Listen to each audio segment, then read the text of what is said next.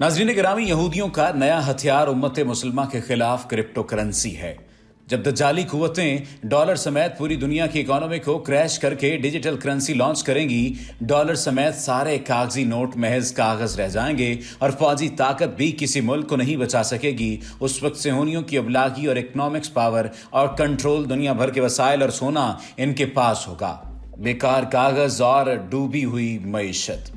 नाज़रीन गिरामी, अब सवाल ये पैदा होता है कि दुनिया उस वक्त किस अंदाज से सफ़र करेगी और क्रिप्टो करेंसी बुनियादी तौर पर है क्या, बिटकॉइन है क्या। ARFID दर हकीकत एक बैंक अकाउंट की तरह काम करेगा जो हुकूमत के कंट्रोल में होगा और हुकूमत जब चाहेगी किसी भी इंसान के अकाउंट से कीमत निकाल लेगी।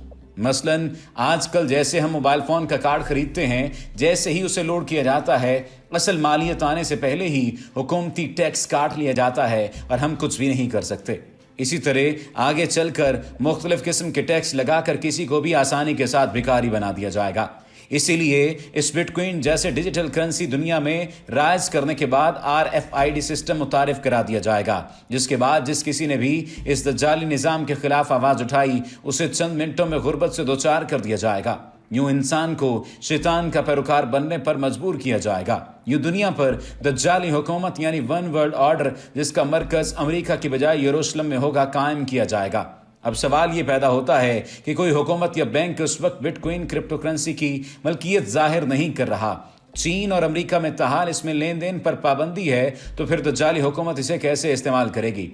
इसका जवाब इस तरह दिया जा सकता है कि जिस अंदाज में कागज़ की करेंसी के बाद डेबिट और क्रेडिट कार्ड्स को एक सहूलत के तौर पर दुनिया के सामने मुतारिफ कराया गया है और अब लोगों ने इसे सहूलत के तौर पर कबूल भी कर लिया है, उसी तरह आने वाले दिनों में बिटकॉइन क्रिप्टो करेंसी भी एक सहूलत के तौर पर मुतारिफ करा दी जाएगी। जब दुनिया इसकी आदी हो जाएगी तो उसके बाद उसका असल इस्तेमाल दज्जाली मकासद के लिए इस्तेमाल किया जाएगा। इस वक्त खबर यह है कि दुनिया की महंगी कार बनाने वाली कंपनी लैम्बोर्गिनी ने अपनी कार बिटकॉइन के मुकाबले फरोख्त करने का ऐलान कर दिया है। कुछ अरसा कबल हॉलीवुड में ग्रे स्टेट के नाम से एक फिल्म बनाई गई थी जिसमें इस किस्म की साजिशों का पर्दा चाक किया गया था, लेकिन उसकी रिलीज से पहले ही उसके डायरेक्टर डेविड क्रोले को पुरस्कार अंदाज में कत्ल कर दिया गया। उसका जुर्म यह था कि उसने अपनी फिल्म में RFID नामी भयानक मंसूबे को मुनकशिफ कर दिया था।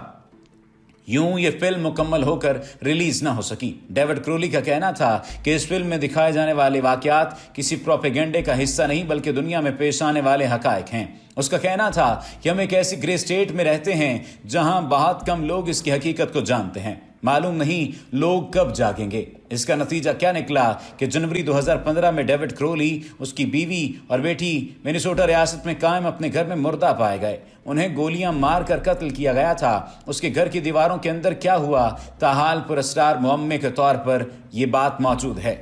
डेविड क्रोली के मुताबिक अमेरिका में हकीकी तब्दीली का आसास 9/11 के बाद हुआ, जब उसे मालूम हुआ कि अमेरिकी अस्करी सनत का बराह रास्त ताल्लुक अमेरिका की खारजा पॉलिसी है।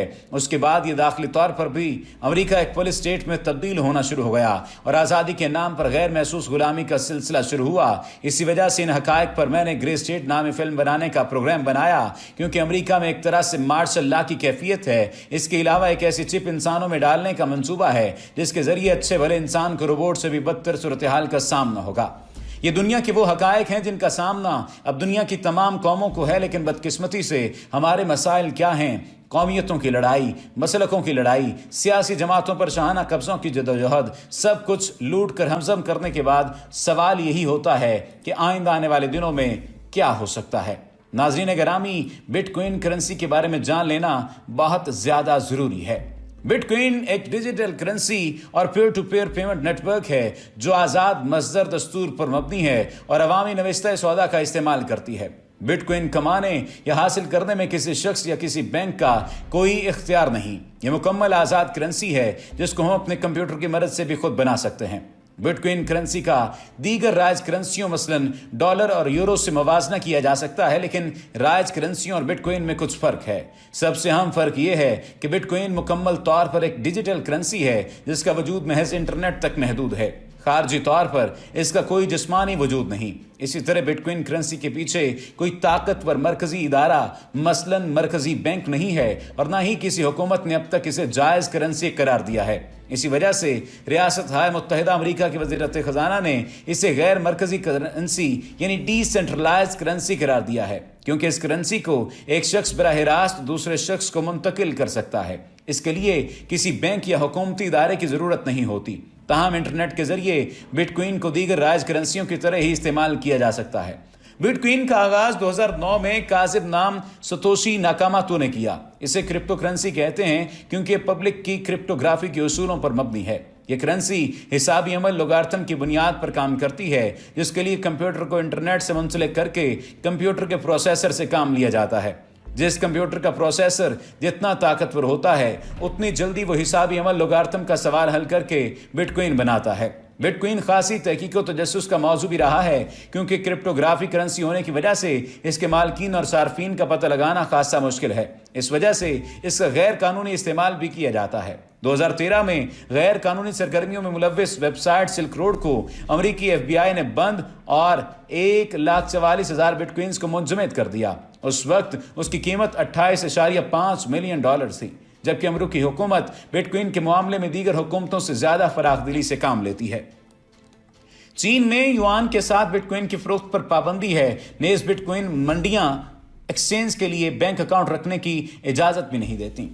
20 साल पहले इंटरनेट बहुत सुस्त थे और लंबी फाइलें मसलन फिल्में, ड्रामे और गाने डाउनलोड करने में बहुत वक्त लगता था, जो सर्वर को हर वक्त मसरूफ कर देता था। 2001 में ब्रैम कोहन को ख्याल आया कि अगर लंबी फाइल के कई टुकड़े कर दिए जाएं और सारे कंप्यूटर बराह रास्त एक दूसरे से मुंसलिक कर दिए जाएं, तो हर वो कंप्यूटर जो एक दफा सर्वर से फाइल का कोई भी एक टुकड़ा डाउनलोड कर चुका है वो अब दूसरे को अपलोड कर सकेगा और सर्वर पर लोड बहुत कम हो जाएगा, जबकि सार्फिन के कंप्यूटर एक दूसरे से फाइल के मुख्तलिफ टुकड़े हासिल करके इसे जोड़ लेंगे। ब्राहम कोहन ने जुलाई 2001 में डिस्ट्रीब्यूटेड हैश टेबल पर मबनी बिटटॉरेंट नामी प्रोग्राम जारी किया, जो पीयर टू पीयर नेटवर्किंग की इब्तिदा थी, जो सारे कंप्यूटरों को बाहम जोड़ सकता था। यही बिटकॉइन करेंसी का माखज़ है। बिटकॉइन एक क्रिप्टो करेंसी है। इसका मफहूम यह है कि यह करेंसी बुनियादी तौर पर राजदारों के उसूलों को मलहूज रखती है, ने इसे अपनी नौयत की वाहिद करेंसी समझता है। लेकिन दर हकीकत इस तरह की कम से कम 60 क्रिप्टो करेंसियां इंटरनेट पर मौजूद हैं, जिनमें से 6 करेंसियां असल हैं। चूंकि बिटकॉइन एक आज़ाद करेंसी है, इसलिए इसकी नकल और इसमें कुछ इस्लाहात करके दूसरी नई करेंसी बनाई जा सकती है। इसलिए इस वक्त मौजूद तमाम क्रिप्टो करेंसियां रिप्पल बिटकॉइन की तरह ही काम करती हैं। ब्लॉकचेन की बात की जाए तो ब्लॉकचेन इसका अहम हिस्सा समझा जाता है। ब्लॉकचेन एक नई तरह का इंटरनेट है जिसमें डिजिटल मालूमात हर एक देख सकता है, मगर इसे कॉपी नहीं कर सकता। हर 10 मिनट में होने वाली लेन देन का रिकॉर्ड चेक करके महफूज कर दिया जाता है, जिसे ब्लॉक कहते हैं, और सारा डाटा नेटवर्क पर होता है, इसलिए हर एक इसे देख सकता है। लेकिन सवाल ये पैदा होता है कि अब आइंदा आने वाले दिनों में क्या हालात होने जा रहे हैं। ये हम आपको वीडियो के आगाज में ही बता चुके हैं।